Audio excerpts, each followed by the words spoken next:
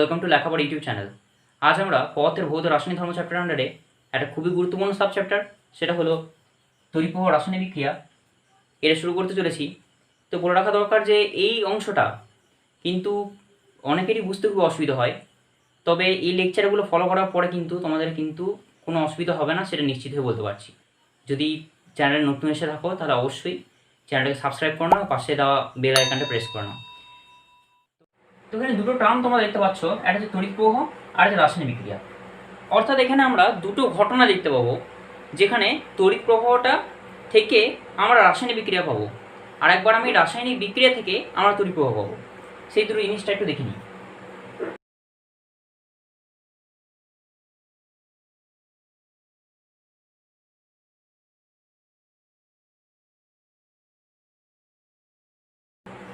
এই দুটো জিনিস আগে ভালোভাবে বুঝতে হবে। যে রাসায়নিক বিক্রিয়া নিজে থেকে ঘটে তাকে আমরা বলি স্বতঃস্ফূর্ত বিক্রিয়া। তো যখন এরকম কোনো একটা স্বতঃস্ফূর্ত বিক্রিয়া নিজে থেকে ঘটবে এবং একটা স্থিতিশীল বিক্রিয়াজাত পথ উৎপন্ন করবে, তখন নির্দিষ্ট পরিমাণ শক্তি বেরিয়ে যাবে, আর সেই শক্তিটাকে আমরা বলবো রাসায়নিক শক্তি, যেটা তড়িৎ শক্তিতে রূপান্তরিত হবে, অর্থাৎ সেখান থেকে আমরা তড়িৎ প্রবাহ পেতে পারি। তো এটা একটা ঘটনা, যেটা কোথায় দেখতে পাওয়া যাবে, যেটা আমরা ব্যাটারিতে দেখতে পাই। ব্যাটারিতে কী হয়? ব্যাটারিতে একটা নির্দিষ্ট রাসায়নিক বিক্রিয়া ঘটার ফলে উৎপন্ন রাসায়নিক শক্তিটা তার মধ্যে স্টোর হয়ে থাকে ব্যাটারির মধ্যে, এবং সেই রাসায়নিক শক্তিটা থেকে আমরা তড়িৎ শক্তি পাই, অর্থাৎ সেখান থেকে আমরা তড়িৎ প্রবাহ পাই বা কারেন্ট পাই। এইবার তড়িৎ প্রবাহ থেকে রাসায়নিক বিক্রিয়া, কিছু কিছু রাসায়নিক বিক্রিয়া আছে যেগুলো নিজে থেকে ঘটতে চায় না, বা অস্বতঃস্ফূর্ত বিক্রিয়া। কিছু কিছু বিক্রিয়া আছে যেগুলো নিজে থেকে করতে চায় না। সেই রকম বিক্রিয়াগুলো আমি যদি ঘটাতে চাই, তখন বাইরে থেকে কিন্তু আমাকে তড়িৎ শক্তি অর্থাৎ তড়িৎ প্রবাহ বা কারেন্ট সাপ্লাই করতে হবে। সেই কারেন্টটা এই রাসায়নিক বিক্রিয়াটা ঘটাবে। এটা আমরা কোথায় দেখতে পাবো? ধাতু পরিশোধনের ক্ষেত্রে। ধাতুর পরিশোধনের ক্ষেত্রে এই টার্মটা কিন্তু খেয়াল করতে হবে, পরিশোধন, যেটা আমরা পরে কয়েকটি লেকচারের মধ্যেই শিখব কীভাবে ধাতু পরিশোধন করা হয়। আমরা যখন মাটি খনন করি, এই যে খনিজটা পাই, ধরে নিচ্ছি কপারের আমি একটা খনিজ পেলাম, অর্থাৎ তামার একটা খনিজ পেলাম। সেই খনিজের মধ্যে তামাটা কি বিশুদ্ধ অবস্থা থাকবে? না, সেই খনিজের মধ্যে তামাটা থাকবে, তার সঙ্গে অনেক অশুদ্ধি থাকবে। সেই অশুদ্ধিগুলো সরিয়ে আমরা যখন বিশুদ্ধ তামা পাবো, তখন তাকে বলবো আমি তার পরিশোধন করেছি। সেক্ষেত্রে দেখবো আমরা বাইরে থেকে কারেন্ট সাপ্লাই দেবো, এবং একটা অস্বতঃস্ফূর্ত বিক্রিয়া ঘটবে, যেটা নিজে থেকে ঘটে না। সেই বিক্রিয়াটা ঘটবে এবং এর ফলে আমরা ধাতু পরিশোধন করব। এই তড়িৎ প্রবাহ থেকে রাসায়নিক বিক্রিয়ার যে পরিবর্তনটা, সেটা শুধুমাত্র ধাতু পরিশোধনের ক্ষেত্রে নয়, আরও অনেক ক্ষেত্রেই কাজে লাগে, যেগুলো আমরা যত ডিসকাশন আগাবো তত আমরা সেটা সম্পর্কে আরও জানবো। কিন্তু আপাতত আমাদের যে চ্যাপ্টারটা রয়েছে, সেখানে আমরা মেনলি এই দুটো পরিবর্তনের মধ্যে তড়িৎ প্রবাহ থেকে রাসায়নিক বিক্রিয়া ঘটার যে ঘটনাটা, সেটা নিয়ে ডিল করব। অর্থাৎ এখানে ব্যাটারি নিয়ে আমরা কিন্তু এই চ্যাপ্টারে কোনো আলোচনা করব না।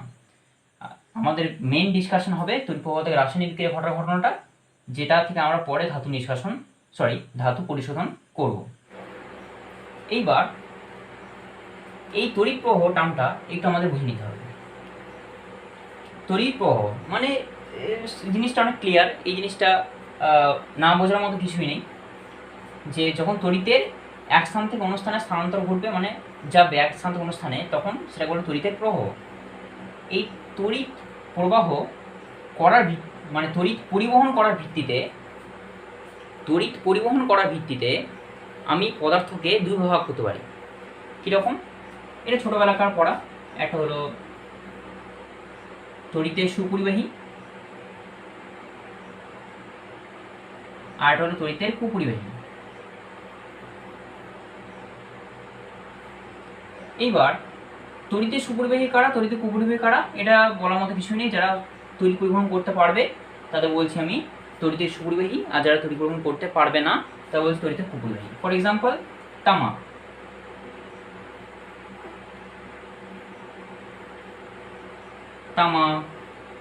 রূপো, তারপরে আর কি হবে, লোহা, আর অধাতুর মধ্যে একমাত্র গ্রাফাইট আছে যেটা তড়িৎ প্রবহন করে। তাহলে এইগুলো হলো আমার তড়িতে সুপরিবাহী। আর তড়িতে কুপরিবাহী কারা, এটা বলার মতো কিছু নেই, এটা বলতে হবে যে শুকনো, এই টার্মটা কিন্তু ইউজ করতে হবে, শুকনো কাগজ,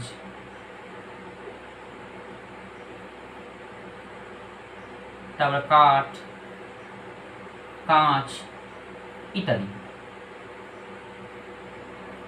এগুলো কোনো অবস্থায়, এরা কিন্তু শুকনো অবস্থায় তড়িৎ পরিবহন করবে না। আচ্ছা, ব্যাটারি কিন্তু কুপরিবাহী ব্যাটারি ভেবে নিও না, ব্যাটারিটা এই এই জিনিসটা বোঝানোর জন্য ব্যবহার করেছিলাম যে রাসায়নিক বিক্রিয়া থেকে যখন তড়িৎ প্রবাহ পাবো, এই ঘটনাটা আমরা ব্যাটারি ক্ষেত্রে দেখতে পাই। কুপরিবাহী ব্যাটারি যেন ভেবে নিও না, তাহলেই হবে। এবার কী হলো, সুপরিবাহী পদার্থ দেখলাম কী কী, তামা, রূপো, লোহা, গ্রাফাইট ইত্যাদি। আর শুকনো কাগজ, কাঠ, কাঁচ ইত্যাদি হলো কুপরিবাহী পদার্থ যারা তড়িৎ প্রবহন করে না। এইবার মজার ব্যাপারটা কোথায়, এরা হলো তড়িতে সুপরিবাহী কিন্তু এরা কঠিন অবস্থায় তড়িৎ প্রবহন করে, এরা কঠিন অবস্থায় তড়িৎ প্রবহন করে। তাহলে এর লিখে ফেলি, কঠিন অবস্থায় এরা তড়িৎ প্রবহন করে, কঠিন অবস্থায়। কিন্তু আমরা যখন আয়নীয় যৌগের ধর্মাবলী, তারপরে সমযোজী যৌগের ধর্মাবলী যখন পড়েছিলাম, তখন আমি বলেছিলাম যে আয়নীয় যৌগরা, বেশিরভাগ আয়নীয় যৌগরাই গলিত অবস্থায় বা জলে দ্রবীভূত অবস্থায় তড়িৎ প্রবহন করে। তাহলে সেক্ষেত্রে এই যে তরল অবস্থায়, সেটা গলিত অবস্থা হোক বা তরলে দ্রবীভূত অবস্থা হোক, সেটা কিন্তু তড়িৎ প্রবহন করে। আর সেটাকে আমরা বলবো তড়িৎ বিশ্লেষ্য পদার্থ। তাহলে এখানে নতুন টার্ম একটা এলো, সেটা হচ্ছে তড়িৎ বিশ্লেষ্য পদার্থ।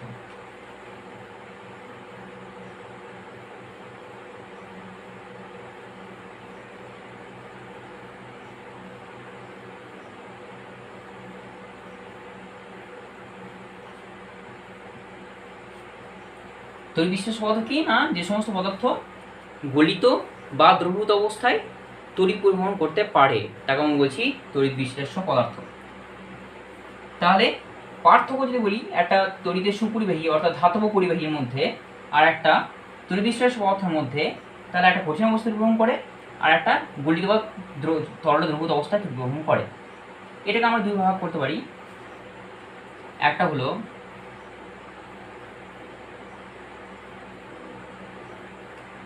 তীব্র তড়িৎ বিশ্লেষ্য পদার্থ,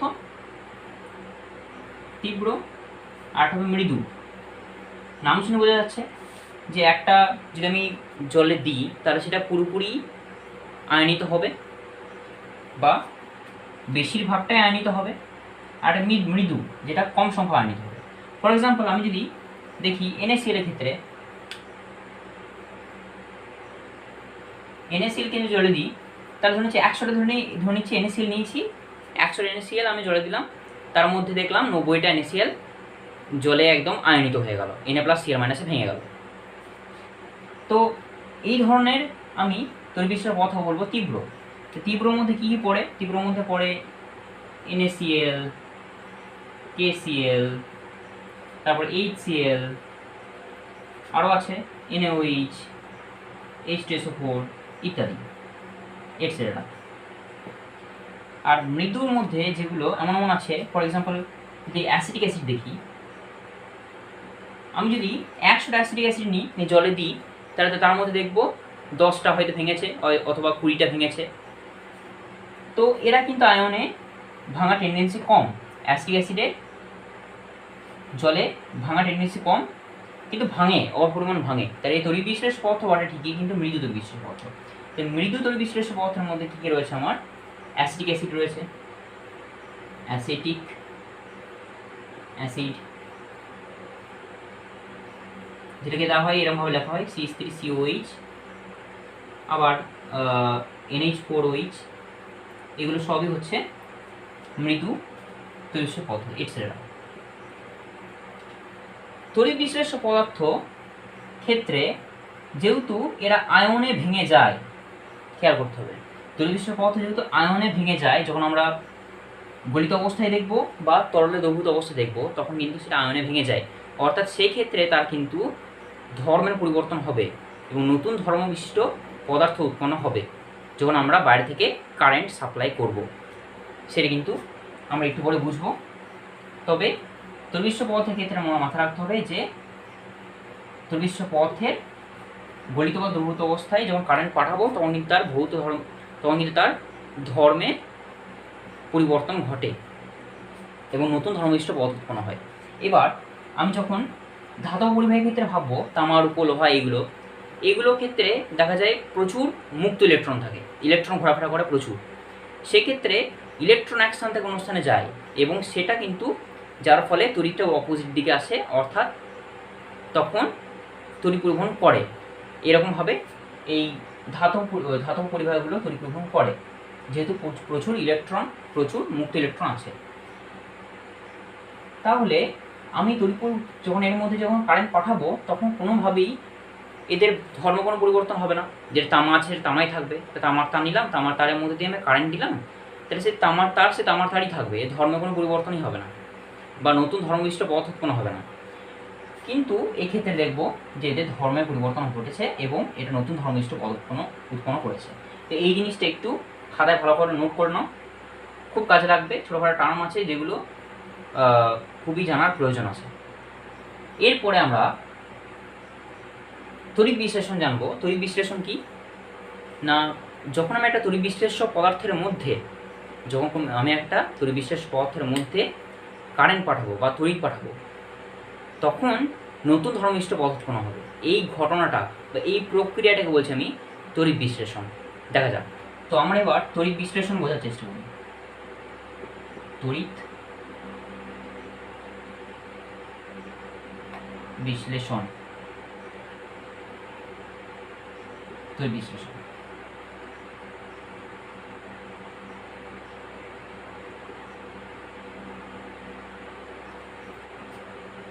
আমি একটা পাত্র নিয়েছি,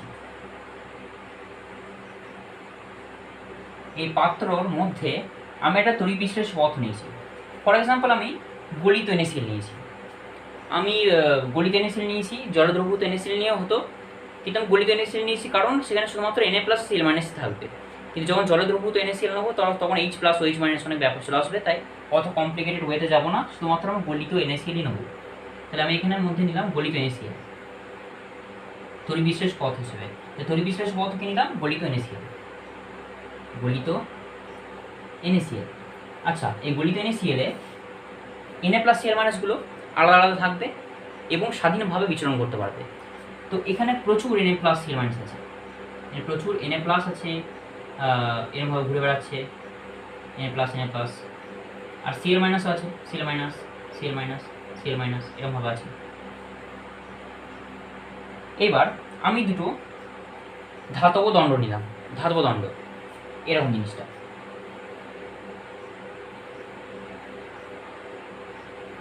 দুটি ধাতব দণ্ড, ধাতব পাত বলা যেতে পারে, বা রড নিয়েছি দুটো এরকমভাবে, ধাতুর রড, যেটা এর মধ্যে আংশিকভাবে নিমজ্জিত আছে, মানে পুরোপুরি ডোবায়নি কিন্তু আংশিক নিমজ্জিত করেছে। এদেরকে আমরা বলবো তড়িৎদ্বার। তাহলে এটা কি হলো? এটা হলো তড়িৎদ্বার, এটাও তড়িৎদ্বার, এটাও তড়িৎদ্বার।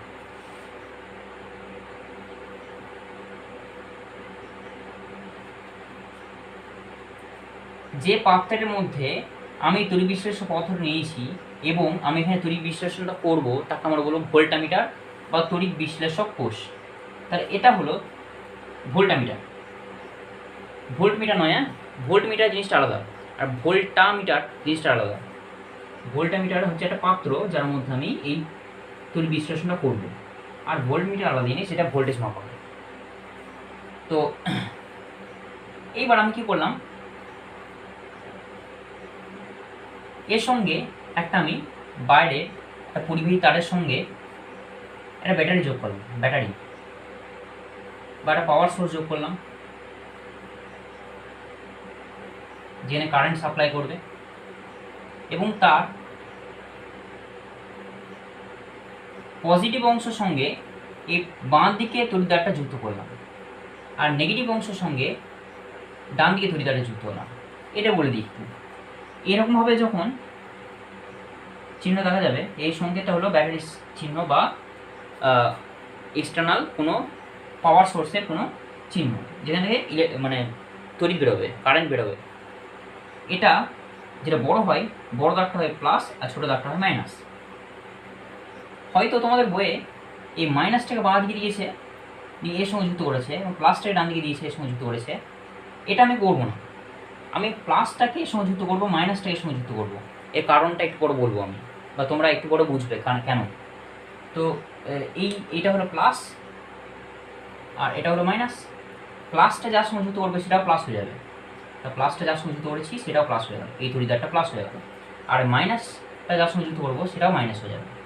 যুক্ত করিনি যদিও, কারণ মাঝখানে আমি সুইচ দেবো, সুইচ দিয়েছি, স্বাভাবিক ব্যাপার। এইবার এটা হলো মাইনাস আর এটা প্লাস। এই প্লাস মাইনাসটি কিন্তু কারেন্টের যে সোর্সটা নিয়েছি তার পজিটিভ আর নেগেটিভের সঙ্গে যুক্ত হওয়ার সঙ্গে রিলেটেড, এটা মাথা রাখতে হবে। আমরা এখানে যে পাওয়ার সোর্সটা নিয়েছি, যেখান থেকে কারেন্ট বেরোবে, সেই কারেন্টটা আমি কী ধরনের কারেন্ট নেবো? এসি নেবো না ডিসি নেবো? বলে রাখি কারেন্ট দু রকম হয়, একটা হচ্ছে এসি আর একটা ডিসি। বলে দিই, একটা এসি আর একটা ডিসি, অর্থাৎ অল্টারনেটিং কারেন্ট বা পরিবর্তী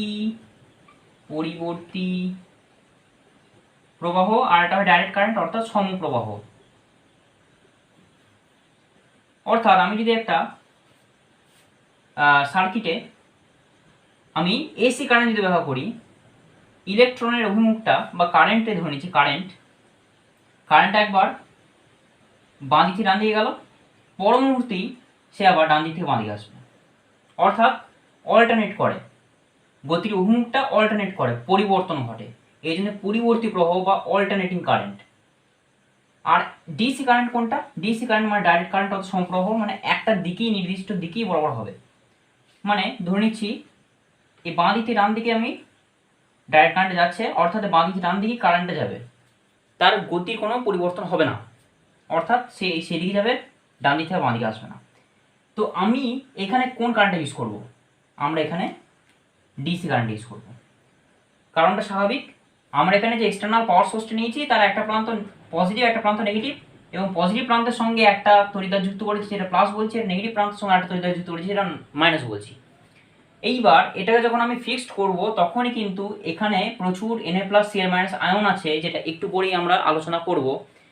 প্লাস চার্জটা যাবে অপোজিট আধান বিশিষ্ট তড়িৎদ্বারের দিকে, অর্থাৎ ঋণাত্মক তড়িৎদ্বারের দিকে যাবে, আর ক্লোরাইড বা Cl- আয়নগুলো যাবে পজিটিভ তড়িৎদ্বারের দিকে। এই গতির অভিমুখটা আমাদের চাই, মানে আমাদের কিন্তু তাহলে সমপ্রবাহ বা ডাইরেক্ট কারেন্ট ইউজ করতে হবে, যার অভিমুখটা একটা নির্দিষ্ট দিকেই হবে কারেন্টের। এমনটা নাই যে একবার এটা বাঁ দিকে ডান দিকে কারেন্টে গেল, পর মুহূর্তে ডান দিকে বাঁ দিকে গেল, তাহলে কিন্তু আমরা এখানে গতির অভিমুখটা ঠিকঠাক পাবো না, একটা নির্দিষ্ট দিকে হবে না আয়নগুলোর অভিমুখটা, যেটা আমাদের কিন্তু অনেকটা কমপ্লিকেশন সৃষ্টি করবে। এই তড়িৎ বিশ্লেষণ প্রক্রিয়াটা ঘটার পরে আমরা দেখব যে দুটি তড়িৎদ্বারের মধ্যে একটা হবে অ্যানোড, একটা হবে ক্যাথোড। এই টার্মগুলো কী সেটা একটু পরে আমরা তখন বলবো শেষে। তবে এটা জেনে রাখতে হবে সবসময় অ্যানোডকে বাঁ দিকে রাখতে হয় আর ক্যাথোডকে সবসময় ডান দিকে রাখতে হয়। এখন আমি দেখে বলতে পারবো না কোনটা অ্যানোড কোনটা ক্যাথোড, কিন্তু শেষে গিয়ে দেখব অ্যানোড সবসময় বাঁ দিকে রাখা দরকার আর ক্যাথোড সবসময় ডান দিকে রাখা দরকার, যেটা আমরা শেষে দেখবো যদিও। আচ্ছা, এইবার কি করলাম আমি, এবার আমি সুইচ অন করে দিলাম, সুইচটা এখানে প্রেস করলাম, সুইচটা প্রেস করলাম, নিয়ে কী হয়ে গেল, এটা অন হয়ে গেল, এরকমভাবে অন হয়ে গেল সুইচটা। এবারে কি করবে, এইবার অন করার পরে দেখা গেছে যে এই যে ক্লোরাইড আয়নগুলো রয়েছে, ক্লোরাইড আয়ন Cl-, এই Cl- আয়নগুলোর দেখছি এই প্লাস যে চিহ্নিত করেছি সেই তড়িৎদ্বারের দিকে আসছে, এরকমভাবে আসছে। আর যে সোডিয়াম প্লাসগুলো রয়েছে, Na+গুলো, সেগুলো দেখছি এই তড়িৎদ্বার দিকে যাচ্ছে, এই তড়িৎদ্বার দিকে। মানে সোজা কথায় আমি যদি এই জিনিসটা এরকমভাবে লিখি, এটা হচ্ছে প্লাস, এটা মাইনাসটা, সোডিয়াম প্লাসগুলো যাচ্ছে মাইনাস তড়িৎদ্বারের দিকে, আর ক্লোরিন মাইনাসগুলো যাচ্ছে প্লাস তড়িৎদ্বারের দিকে। নিয়ে সোডিয়াম প্লাসগুলো এখানে গিয়ে সঞ্চিত হয়ে যাচ্ছে এরকমভাবে, এখানে গিয়ে জমা হচ্ছে, গায়ে থিতিয়ে মানে গায়ে সঞ্চিত হচ্ছে এরকমভাবে। আর এখানে দেখব একটা গ্যাসের বুদবুদ সৃষ্টি হচ্ছে, গ্যাসের বুদবুদ সৃষ্টি হচ্ছে। তো কি ঘটলো ঘটনাটা এবং কেন হলো? প্রথম কথা, এটা যেহেতু প্লাস দিয়ে সূচিত করা হয়েছে, এটা ফলে ক্লোরিন ক্লোরাইড আয়নগুলো প্লাসের দিকে যাবে এবং এই প্লাসের দিকে গিয়ে এই ধাতুর কাছে যখন কাছাকাছি এলো তখন ক্লোরাইড একটা ইলেকট্রন এঁকে দিয়ে দিল, একটা করে ইলেকট্রন এঁকে দিয়ে দিল।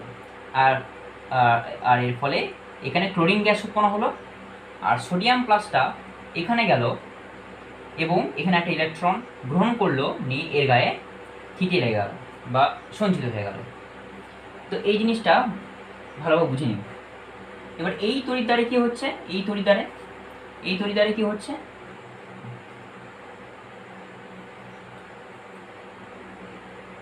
2 মোল ক্লোরাইড কি করবে, 2টি ইলেকট্রন ত্যাগ করবে, এই Cl2 হয়ে যাবে, Cl2 গ্যাস হয়ে যাবে। 2টি ক্লোরাইড অণু 2টি ইলেকট্রন ত্যাগ করছে, কোথায় এসে, এইখানে এসে ত্যাগ করছে, নিয়ে ক্লোরিন গ্যাস হয়ে বেরিয়ে যাচ্ছে, এখানে বুদবুদ আকারে বেরিয়ে যাচ্ছে এই দুপাশ দিয়ে। অর্থাৎ আমি জিনিসটা এই যদি লিখি এরকমভাবে, এই 2 ইলেকট্রনটাকে নেগেটিভ চার্জটাকে এদিকে নিয়ে গেলাম, তাহলে কী হয়ে যাবে, প্লাস হয়ে যাবে, মানে Cl2 প্লাস 2টো ইলেকট্রন, এইটা পাচ্ছি।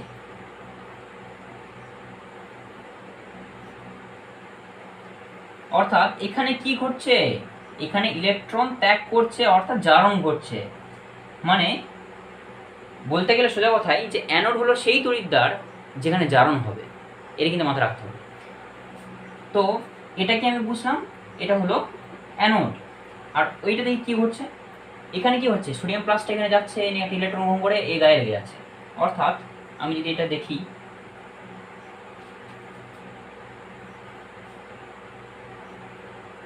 Na প্লাস একটা ইলেকট্রন গ্রহণ করে নিচ্ছে এর গায়ে, নিয়ে সোডিয়াম হয়ে ওর গায়ে লেগে যাচ্ছে। এক্ষেত্রে ইলেকট্রন গ্রহণ করেছে, ইলেকট্রন গ্রহণ করার পদ্ধতিকে আমরা বিজারণ বলি, আর ইলেকট্রন ত্যাগ করার পদ্ধতিকে আমরা বলি জারণ। অর্থাৎ অ্যানোড হলো সেই তড়িৎদ্বার যেখানে জারণ ঘটে। তো এই তড়িৎদ্বারটাকে আমরা বলবো অ্যানোড, এই তড়িৎদ্বারটাকে আমরা বলবো অ্যানোড, আর এই তড়িৎদ্বারটাকে আমরা বলবো ক্যাথোড।